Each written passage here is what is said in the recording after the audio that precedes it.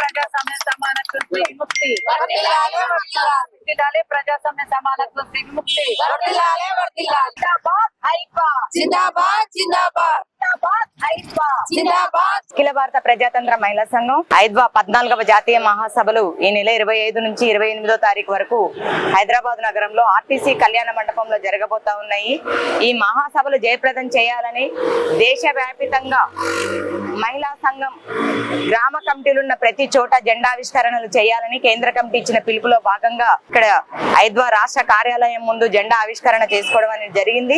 ఈ జెండావిష్కరణ చేసినటువంటి ఎస్ పుణ్యవతి గారు ఐద్వా జాతీయ కోశాధికారి, వారికి ధన్యవాదాలు తెలియజేస్తూ, అట్లాగే ఈ రోజు దేశంలో చాలా అసాంఘిక కార్యకలాపాలు జరుగుతా ఉన్నాయి. ముఖ్యంగా ప్రభుత్వము సంవత్సరానికి 2 కోట్ల ఉద్యోగాలు కల్పిస్తానని ఆ ఉద్యోగాలు ఇవ్వని కారణంగా యువత అనేక వెళ్తున్నటువంటి పరిస్థితి చూస్తున్నాం.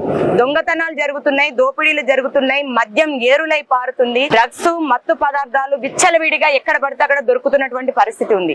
ఈ రోజు చూస్తా ఉన్నాం, మహిళా సంఘాలు కావచ్చు, ప్రజా పోరాటాలు ఎక్కడ జరిగితే అక్కడ ఇంటెలిజెన్స్ వాళ్ళు కానీ పోలీసులు కానీ పహారా కాస్తూ ఎక్కడ ఏం జరుగుతుందో అని చెప్పేసి కాపలా కాస్తున్నారు. కానీ ఇంత మత్తు పదార్థాలు ఇవన్నీ దొరుకుతున్నటువంటి ప్రదేశాల మీద ఈ పోలీస్ నిఘా ఎందుకు ఉండడం లేదు?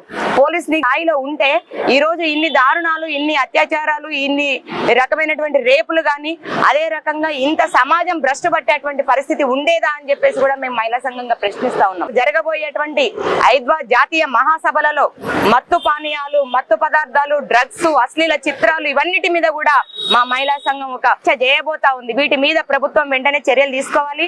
ఏదైతే 4 వెబ్సైట్స్ ఉన్నాయో ఆ వెబ్సైట్స్ అన్నిటిని కూడా కేంద్రం బ్యాన్ చేయాలని చెప్పేసి అడుగుతా ఉన్నాము.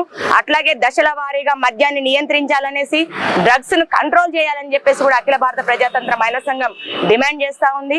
కాబట్టి ఈ రోజు మన దేశాన్ని, మన పిల్లల్ని, మన కుటుంబాలని కాపాడుకోవాలంటే అఖిల భారత ప్రజాతంత్ర మహిళా సంఘం ఇచ్చినటువంటి ఈ కార్యక్రమాలలో పాల్గొనడంతో పాటుగా 3 సంవత్సరాలకు ఒకసారి జరిగేటువంటి జాతీయ మహాసభలను ఈ నెల 25వ తారీఖు జరిగేటువంటి భారీ ప్రదర్శన, అట్లాగే బహిరంగ సభలను కూడా వేలాదిగా తరలి వచ్చి జయప్రదం చేయాలనేసి పేరు పేరున మహిళా లోకానికి, సమాజ మార్పును కాంక్షిస్తున్నటువంటి అభివృద్ధి కాములకు అందరికీ కూడా ఈ సందర్భంగా విజ్ఞప్తి చేస్తా ఉన్నాం.